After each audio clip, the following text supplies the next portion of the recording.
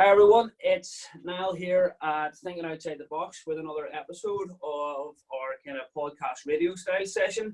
So today I am joined by Dr. David Coyle, who is actually my oldest running client at CrossFit Belfast. So I was trying to work it out earlier, David, and I think it's going on 9-10 years that we've kind of known each other and kind of had that relationship. I was going to say you should clarify that as longest running as opposed to oldest. yeah, longest running. Yes, that would be correct. Yeah, David, if you want to just kind of give a little introduction of yourself and background for the people that kind of will have seen you around the gym, or people that have never even met you before, just to kind of fill it in. Sure. So I know I get introduced as Dr. David Coyle. I find that still very weird whenever people say it, because most people just know me as David Coyle. But yes, I'm a consultant psychiatrist. So I work currently, and probably for the foreseeable future, as the regional lead for the eating disorder service. So I look after patients specifically with anorexia and bulimia nervosa, which is a great job, and I really enjoy it. But I've worked in loads of other different areas within mental health, and have been in working as a doctor for 14 years, and in mental health specifically for 12. So I have a lot of experience, and have been trying since all of this started to circulate a bit more awareness and knowledge of how to maintain good mental health in the midst of everything that's going on. Yeah, so you've had some really great kind of Facebook posts, which I think have been really valuable to a lot of people, and that's one of the reasons that I kind of did reach out to you early on and asked you to kind of like, would you be interested in coming on and having a chat with me about it? Because I think mental health is like very poorly defined in the public kind of sphere, or whatever we want to call it, and it's often talked about, but it's not really discussed and understood. So I just thought, specifically for our clients that are now going through a massive change of circumstances, and just for anybody else out there, that you would be able to offer value and kind of use this kind of long form conversation that isn't like a little kind of couple minute news bite, maybe kind of shed some light on how people are going to be feeling, what's normal, etc., like that. So what we'll do is we'll just get stuck straight in and we'll get started. So kind of the first question that I kind of wanted to ask you was basically kind of touching on that. Mental health is very poorly defined kind of on the news and in the media, and basically how would you describe mental health? Is it kind of like a black and white, you either have good mental health or bad mental health, or is it a kind of like a spectrum of kind of like a 1 to 10 and you kind of fluctuate up and down that? So there's a lot there, but kind of main thing would be, how would you describe mental health to somebody that currently doesn't understand it? Yeah, a lot of the time my patients and relatives of patients will ask me that same question. And the metaphor that I always use for mental health is that it's like having a toolkit. And everybody has a toolkit that is stocked to varying degrees. Like before I moved into this house, I always laugh because I think of the metaphor and I think how crap my own toolkit was on a practical level before I moved in here, and then I had to expand it and buy a whole load of extra bits and pieces. The same thing applies, that over time and over the years you acquire a variety of different tools that you utilize that then constitutes what your mental health is. And there's a mixture. People talk about nature versus nurture in terms of how mentally robust you are. I think that nature plays a huge part. So your genetic makeup and your character, what your traits are, certainly contributes to the toolbox. And there is no such thing as a character flaw or a bad trait, because every single experience and everything that we do has some sort of a valid function or purpose, but just lifted out of context or put into the wrong area then ends up being detrimental or problematic. And so because there's such a shift in context for people at the minute, a lot of their inherent character traits that might have otherwise been useful to them have now started to cause them problems. So you have your genetics, then you also have what you have learned over the years, right from birth up, from your caregivers, from people who looked after you, from teachers, from your community. And each time that you have an experience, they add an extra tool to your toolkit that you can then use later in life. It is possible to continue to acquire those and to work on acquiring those, and we'll come on to that. But it's much harder as you get older to start to add tools to the box. Yeah, so typically people get more kind of set in their ways with things and maybe more reluctant to kind of develop and try and change habits and have a different way of looking at things. So basically what you're saying is that mental health isn't necessarily it's not a black or white. You're not either mentally healthy or mentally unhealthy. At different times and different levels of stress in your kind of work life, your social life, that's going to have an impact.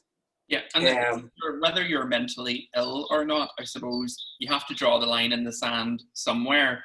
And my way of looking at it is that it's when you cease to function at the level that you should be functioning.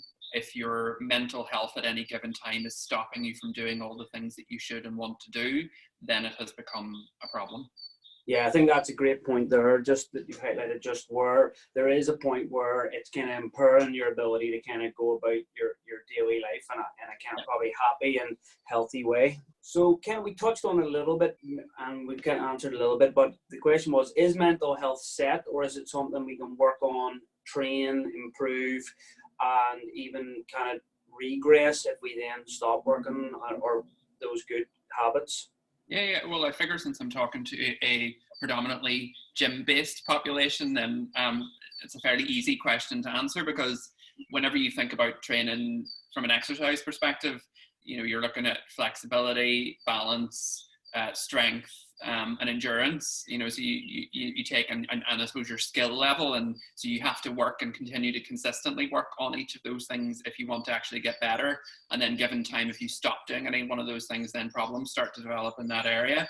And that can translate very easily then to working on your mental health. So, even if you take it each one at a time, if you think about flexibility, that you need to work on your ability to be adaptable and to be flexible in your life and to cope with change. For strength, you want to think about your resilience and your toughness and your ability to endure whenever you're experiencing things that you don't particularly like or that are quite challenging or quite difficult. You have to think about your levels of patience, your tolerance of other people, your tolerance of yourself and your own character traits.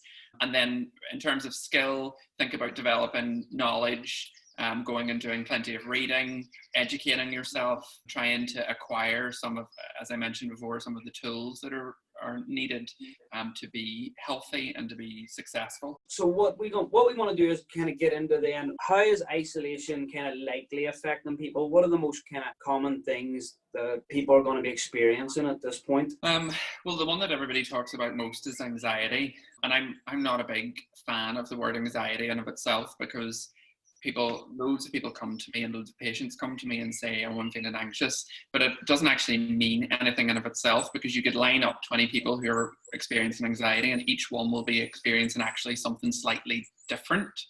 Their own description of what anxiety constitutes for them will be different. But for me, I would rather look at it as fear rather than specifically anxiety. So it's the fear of something either concrete, like acquiring a virus and dying, or abstract. So one of the things that people are experiencing in the minute and don't quite realize they're experiencing is that fear of themselves as being toxic or a potential contaminant. All of the restrictions that are put in at the minute, everything that's posted out into social media, leaves you feeling like you might contaminate someone else and kill them. And a lot of people carry around a sense of guilt and shame that they in some way are a bad person, or that they might be negatively impacting other people anyway, even before all of this happened. And then that taps into that and blows it way out of proportion, so that they end up really feeling like they are in some way a toxic person. And I don't think that happens at a level where they're thinking about it, but it certainly triggers a lot of fear and then a lot of anxiety in individuals without them even realizing where it's coming from. The other thing is a loss of reality checking. So a lot of people are experiencing not quite knowing, am I doing the right thing? Am I thinking the right way? Am I feeling the right way? And normally we have a good reality check because we have other people around us. So on your day-to-day conversations, people then touch in on, yeah, that's fine, or that's not fine. And so that keeps you on track.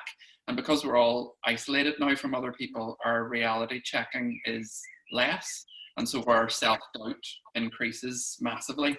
And a few people have been asking me about, well, how do I know if I'm doing this right?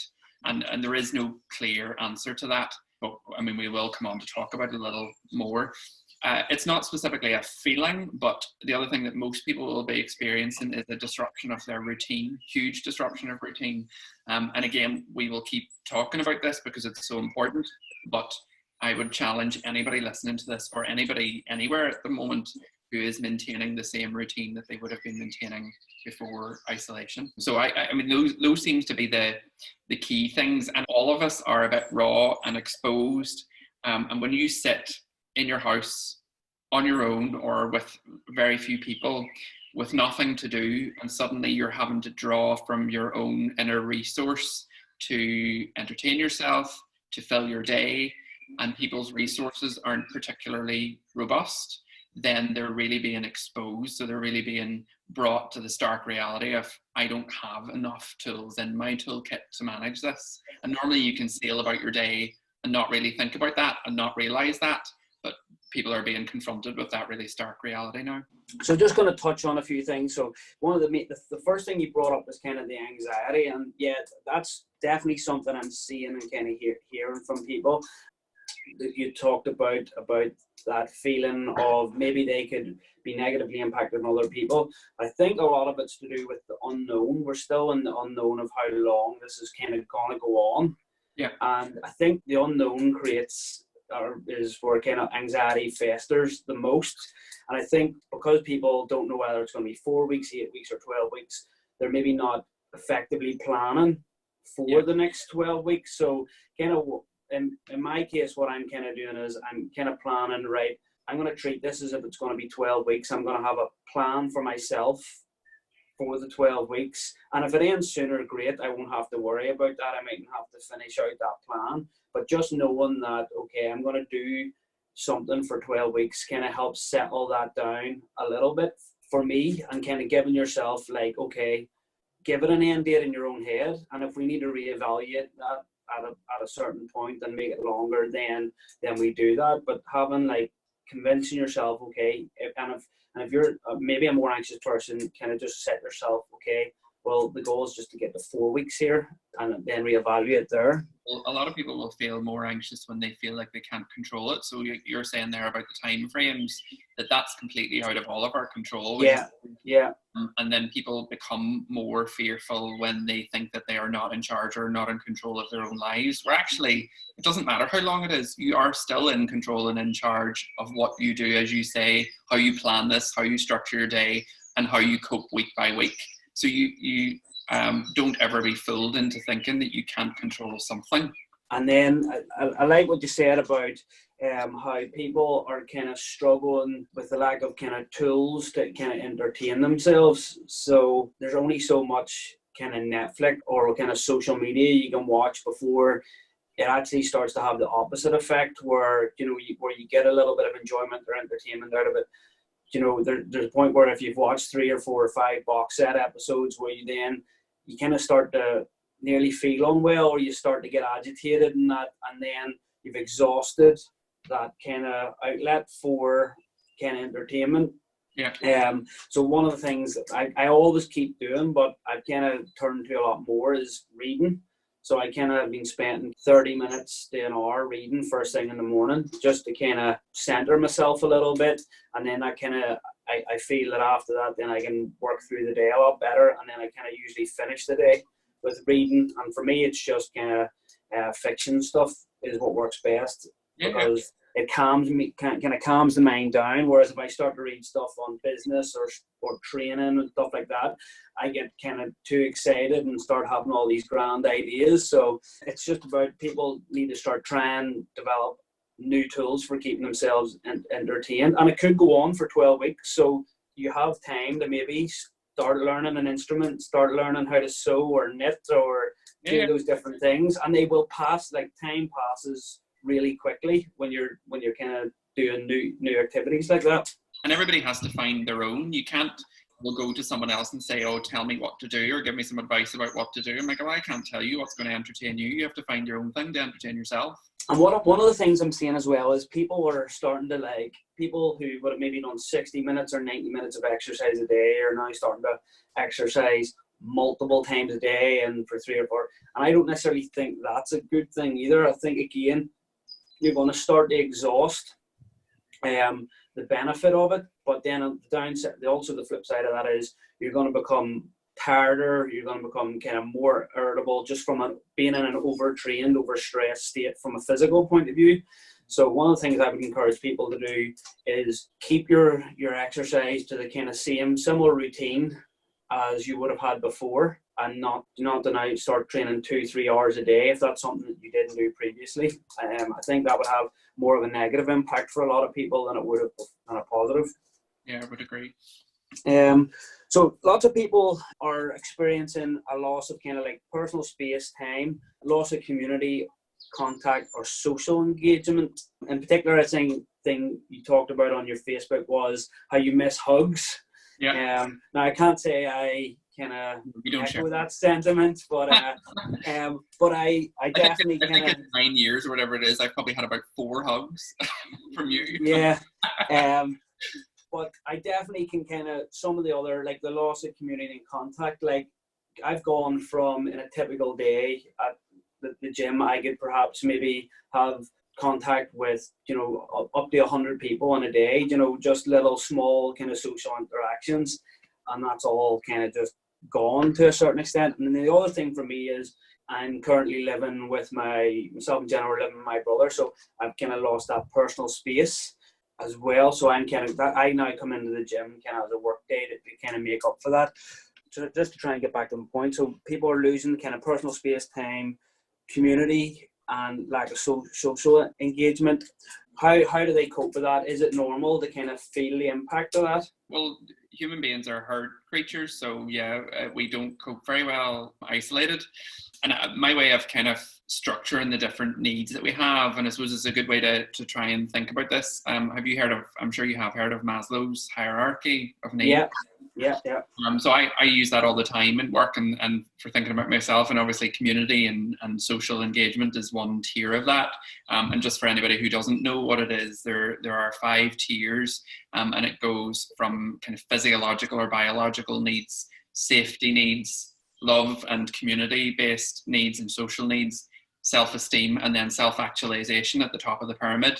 And I'll come back and explain what each of them kind of mean or what the significance is when we come on to talking about strategies to tackle this. But your engagement with other people is a core necessity, and social media, Zoom, FaceTime, text messages, phone calls don't quite cut it. I think a lot of the time you need actual physical contact. There isn't anything we can do about that. Some people are lucky and they have their families around them. Other people are stuck in apartments on their own.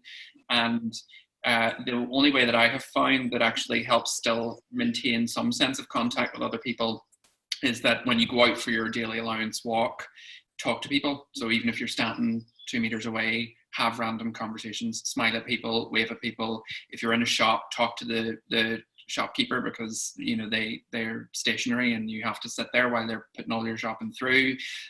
Whenever you're moving around, and I went to Marks and Spencer's and had to move around square by square and stand for ages waiting for the next person to move out, like some kind of game of drafts.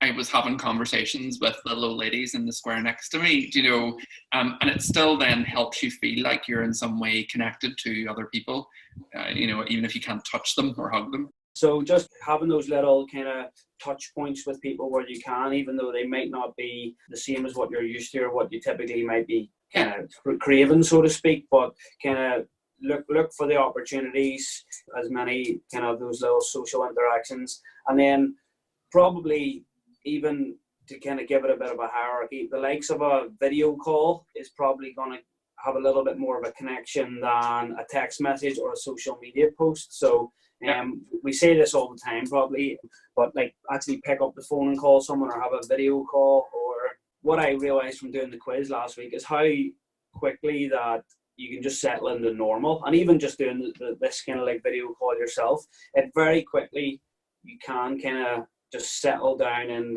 like it becomes normal. And while not giving you the same benefit, it does provide a lot more than kind of communicating back and forward with text.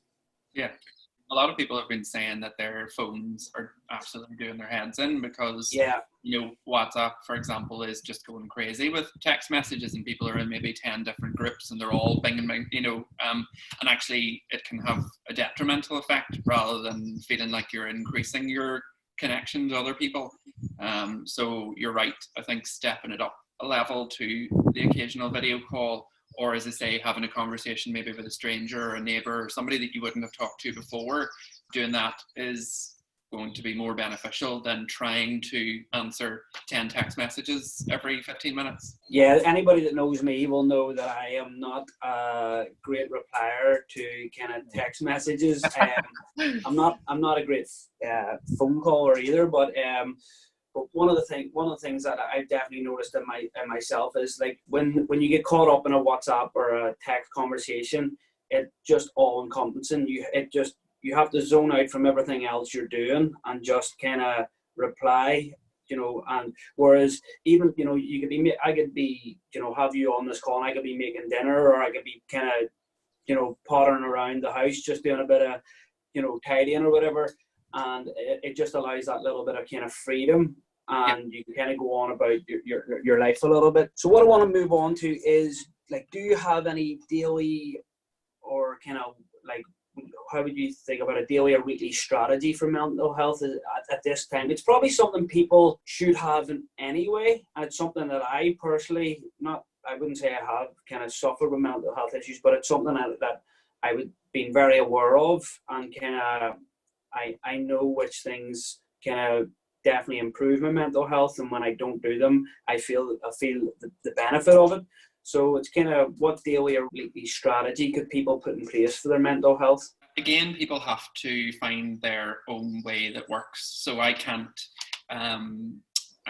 lay out a plan for somebody that then will definitely work for them. Not without, I do that for my patients, but only because I know them so well. Yeah.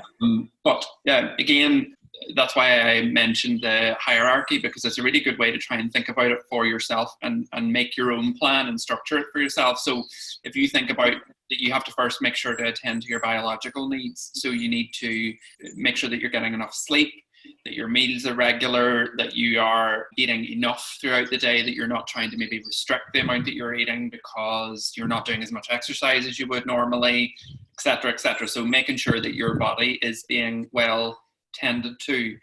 Get outside at least once a day. Don't spend the whole day in the house. Attend to your hygiene, have showers, all of those kind of basic things that actually people leave by the wayside sometimes whenever something like this happens. If you move up then into the second tier is about shelter or safety. Routine is probably the thing that keeps us most safe. And I'd keep coming back to try and get up at the same time every day. Try and go to bed at the same time every day, have your meals throughout the day at a kind of similar time, do your exercise at a similar time. All of that, again, doesn't need to go by the wayside whenever we're all we're all having to self-isolate. So try and stick to the routine. And a lot of people will say that, I do, but they'll maybe do it for a day or two and then give up.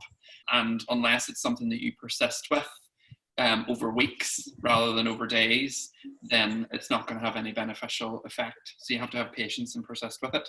Coming up to love and belonging and community, we've already covered that. So make sure that you're having some sort of daily contact with other people. Try to lift that out of your phone by making sure that it's contact by video or contact in person, with the 2 meter distance. So this morning I was talking to somebody who was saying that she has finally started to have conversations with her neighbours across the way, because they're both sitting outside and therefore can maintain the 2 meter distance but have a conversation. And they're people that she's never talked to before necessarily. So there are opportunities there. Build that into your routine and into your structure. I've been going around to my neighbours next door and leaving baked goods sitting on a wee table that they have outside their front door, wrapped in cling film. So, and they've done the same. They brought over a bucket full of raspberry plants for me to plant in the garden, so there's kind of lots of changes going on. And then probably most importantly, the second to last here is about self-esteem. So I would always say to people, start to build on your inner resource, learn something new, read, like you were saying, go and develop a skill, become creative, and it's up to you to find what that thing's going to be. Amazon is still up and running, so if you need to acquire something that you can take up as a new skill, fine, do that. We're all saving money on expensive coffees and lunches at the minute, so you may as well put it into, developing something new for yourself. And really don't ask someone else what to do. There is readily available information online to sift through and find out, the likes of Pinterest, for example, where you can go and there'll be 100 different examples of skills or activities that you can take up. And if you attend to each of those tiers, the top tier, self-actualization, which is about your sense of self and your sense of purpose in life, will see to itself, because everything else is being attended to. And that's what people then that's what starts to waver. Who am I? What am I about? What am I supposed to be doing? But to steady that up, you have to go right back to basics and look after everything else. I'm as a person, I kind of hyper aware of how important routine is, just with a lot of the things we try and do with clients, with nutrition, and just through my own experience. And I think it's something that a lot of people up till now haven't really acknowledged, how important, a good routine can be for mental health. And just some of the things that you touched on, I agree so much with. One of the things that I would suggest to people is, as you said, you need to find out what makes you feel good. So for me, things that make me feel good are kind of reading, cooking, exercising, getting some kind of just quiet time to myself. Whatever it is, people need to do that. And what I would say is incorporate that into your routine early, some of it anyway, early in the day. Because a lot of people go, now they're maybe looking at it, they've got a whole day and they go, I'm going to leave exercise till the evening. And then by that time they've festered and kind of sat around all day and they've lost that motivation. So what I would encourage people to do is build some kind of nearly reward stuff into the routine early on. So whatever that is, that might be getting up and studying for an hour, and the reward is you feel super productive because you've already, it's 9 a.m. and you've already achieved something. Those little small wins are so important kind of throughout the day. And then again, setting and creating goals. I do think for a lot of people it would be a real shame if at the end of 12 weeks they haven't had any kind of level of personal development or physical development, and they haven't taken this opportunity to learn, because most people have something that they've been had on the back burner that they don't have enough time to do. And I think so it's like, find out what that is for you, like you said, and just now's the time to reward yourself. What is it? Seize the opportunity. Yeah. And just to expand on your comment about reward. So interestingly, a few people have talked about binge eating, for example, that they find themselves eating a lot more than they might do, or eating unhealthy foods in a way that they might not have otherwise. And quite often things like that are reward. But I think in our lives, a lot of us lack variability in our reward. So, you mentioned there about how productivity and a sense of accomplishment might be the reward. You need to build on the number of rewards that you have, so that you don't just keep coming back time and time again to the one reward that you have, which might be to eat crisps, So and kind of when I'm talking about reward, I'm kind of talking about the feeling that comes after it, not the actual the action itself as well. So typically people are going to reward themselves with maybe like a food item and maybe overdo it, and then what was like a little treat or reward, it has a negative effect on their mental health, if they've overdone it, as opposed to a reward in the sense of just that feeling of well-being that you get when you've accomplished something, or you've done something, or you've been working on something over a couple of weeks and you can start to see progress in it. You get that more like feeling of pride in yourself, which isn't a wrong feeling to have. It's probably something we should be searching out at the moment. All those little wins that we can have. Exactly. I don't know if you want to kind of go in this, but we kind of even give a little example of what your current daily routine would be, just to kind of give people an insight into that. Well, now I've been off this week, so I suppose that replicates a little more what some other people are experiencing, whereas prior to that, my work had actually been a lot busier. So now what I'm doing is I get up always earlier before Brian, my hubby, and I would sit and read like you do and have some breakfast, get all of my kind of social media stuff done and out of the way. So, you know, I'll put it on my Facebook post or reply to some messages. Brian then gets up and we go and do some exercise. And then we have separate activities planned for every day that we have planned in advance. So, for example, we did stuff in the garden, we did things around the house that needed done, and we plan in when we have, right, we're going to stop at such and such a time for lunch, and we'll sit down and watch one episode of whatever, but then we're going to get up and go back to doing whatever the activity is that we were doing before. And so the whole day ends up, I mean, in no time it's 6 o'clock and we're making dinner and settling down, and it's as if it's been like a normal day at work. But it's about the day before, we always pick, right, what are we going to do tomorrow? So today, for example, we're finishing clearing out, we have a polytunnel down the back of the garden. We're going to clear out the polytunnel or the rest of it, take the dog for a walk, for our one walk for the day. And by the time we've done that and sorted our new goats, then the day will be over. Yeah, I liked how you said you were experiencing what people typically did, but then you talked about goats and gardening. Yeah.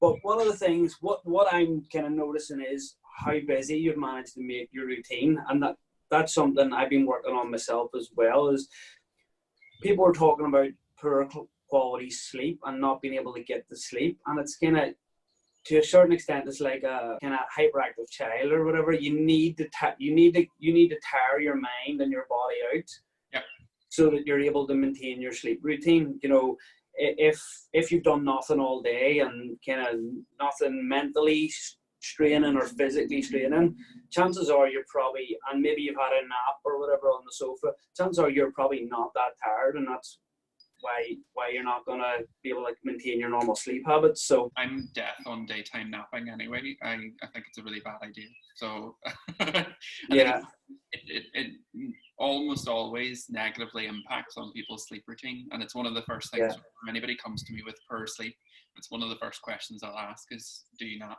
And if you don't, stop. Yeah. very, that's it. We've been told no more napping. So what I wanted to move on to next is the role of social media in all this whole kind of situation, for good, for bad. What do you think then? I suppose it depends what you mean by social media too. So if it's a form of connection to other people, we've already covered how that might be important and you might need it in your day. One of the worst possible things that people are tapping into at the minute is the news. I mean, my phone, whenever it's even locked, flashes constantly with news updates, and it's always really dramatic. It's designed to generate more fear. News coverage takes individual little sound bites of information and then expands on that without giving you any of the context. So you end up thinking things are far worse or far more dramatic than they actually are. So, I have said to a lot of people, just stop looking. If you actually want an update about what you should be doing, look at the Department of Health website or look at the NHS website. Look at something that's a reliable source. Certainly don't look at any of the news outlets. And for things like Instagram, Facebook, Snapchat, whichever ones you're using, people will be portraying on those their best version of themselves. So all these wonderful things that they're doing, the way they're keeping themselves really, really healthy and well. And then in contrast, whenever people look at that, they think, oh gosh, I'm a disaster, I'm a walking mess because I'm not doing all of these wonderful things that other people are doing. Actually, they've taken, again, a tiny soundbite of their lives and have taken a picture of it and put it online. And you have no idea because the rest of their day, they might be sitting crying in a corner. So, don't measure yourself against what you're seeing online and try not to do it yourself. So try not to add to the hype or try not to give people these unrealistic sound bites about what you're doing. Put forward a more realistic version of yourself. That would be my experience with social media just all the time, that it's just most people only put out the best parts of their day or even if it's real. A lot of people, there is kind of, they distort their reality and they put it up, and that would be my thing on it. Just, I feel like a lot of times when people go on social media, they go on for that little kind of endorphin rush, that little buzz, but then they leave feeling worse about themselves, and it's why I tend to not use it a whole lot. Problem is, it's one of the best ways for the likes of getting this out there. What I would just say to people is, if you're seeing stuff out there that's making you kind of feel bad, then remove it from your timeline or kind of hide it. Just stop looking. And you can do that as well with, I think that's a really good one for, you can go onto most devices and choose which news outlets you still have access to, or you'll still see it from. So even before all of this started, I had removed every tabloid paper to make sure that none of them could send me or show me anything. I think a good thing maybe for people to do at this point in time would be to actually just turn off all notifications on their phone, and just, you know, you can have it with you, but just turn it off and just let anybody that might need to contact you urgently or in an important way know that the best thing to do is to ring you if they need, you know, like if it's a family member that might be assisting or whatever like that, just say, just ring me if you need me, because I'm not going to be carrying my phone around. You know, you might WhatsApp me and it might be 4 or 5 hours before I see that and get back to it, which is a liberating thing in itself. It is. I think we've kind of touched on most of the things that I'd kind of wanted to ask you, and it'd be more just kind of, what are the takeaways from this conversation that you would like people to have, and kind of what would your top kind of tips, if you want to call them that, for kind of managing or, you know, improving your mental health? I had kind of thought about this morning and know how to, you know, kind of condense it down to only a few points. The first is is double-edged sword. So know that this is going to end at some point. You know, keep that in mind, that this is a finite thing.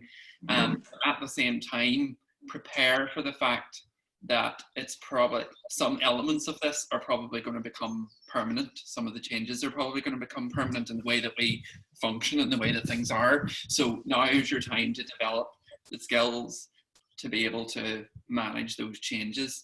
So that's one. Know that it's going to end, but prepare that some things are going to stay. To accept and tolerate what you're feeling at any given time. So if you're feeling fearful, if you're feeling anxious, if you're feeling down, that's okay. It's normal. And probably everybody else is going through the same thing at different stages and different times throughout their day. Try and stay solution focused rather than problem focused. So if you discover a problem in your day, try and not say to yourself, oh, here are all the problems I have. Try and take each problem and think, what could I do to solve this problem? And if you don't know yourself, ask somebody else for advice or for help on that. Maintain your routine. And if you listen to this whole thing, you can't remember any of it, and there's only one part that you take away, that's the one part that I would say to somebody, please take away from it. Try and maintain your routine and retain that quite strictly to yourself. And then to finish off, work on building up your toolkit, whether it's your mental health toolkit or your ability to amuse yourself, or just I always think of it, I'm such a nerd, I always think of this back whenever I was playing like role-playing games whenever I was a teenager, that, you know, you took your character and you had to develop all of these skills and level up and, you know, acquire things. It's no different for you know, for people, that you should be going throughout your day and throughout your life trying to level up. So, you know, keep developing your skills. Yeah, I really like all those. And I think one of the things is, not that there's going to be necessarily any good to come of this whole corona. It would be remiss to kind of talk about like good that could come from the situation of the whole like coronavirus outbreak. But what I think is that we've had a massive kind of underlying mental health issues going on in this country and in the world as a wider kind of space. But I think this is kind of very much forced people to they're going to start to deal and acknowledge their own mental health. And I think kind of getting kind of advice from the likes of yourself is going to be really beneficial. And say, it's not that there's going to be good to come out of this, but one of the things that hopefully then when this is all over, people will have kind of taken on board your advice about routine and, you know, building up that toolkit. And what they'll actually do is when they get back to their busy lives, they'll not kind of hide behind that busy structure and routine they have. They'll have kind of faced it head on over the next kind of time period. And people, by the time you come out of it, they'll maybe understand what things they value more, and then incorporate that into their kind of routine, and have a much better grasp on mental health going forward from it. Yeah, they'll be tempered by it. Yeah. And just to mention as well, and I suppose you kind of, about talking to me and all the rest, that a lot of people are wondering, especially at the minute, because accessing healthcare is not as easy as it might have been before, and are asking, at what point should I call my GP if I think I have a problem, or when should I seek help? Never be afraid to call your GP and ask the questions, even if all they're doing at the minute is phoning you back. At least they can go through it with you. So if you're sufficiently worried, just call them. And for any members of the gym, I am always happy to answer any messages or take any calls, or if they have questions, or people have come to me before and probably will come again to say, I'm a bit embarrassed to ask my own doctor about this, do you mind if I ask you? And I'm always happy to do that for any members. Yeah, I know you've been a great kind of sounding board for me over the years, and I get full kind of confidence and trust in you kind of that way, which is again one of the reasons I kind of asked you to kind of come and have a chat with me about this. So I don't know how long, I think we did about 45 minutes there, so probably a little bit longer than expected. Yeah. But I really enjoyed it, and I appreciate you kind of giving up a little bit of time to have that chat with me. Yeah. My really busy routine. Yeah, I know.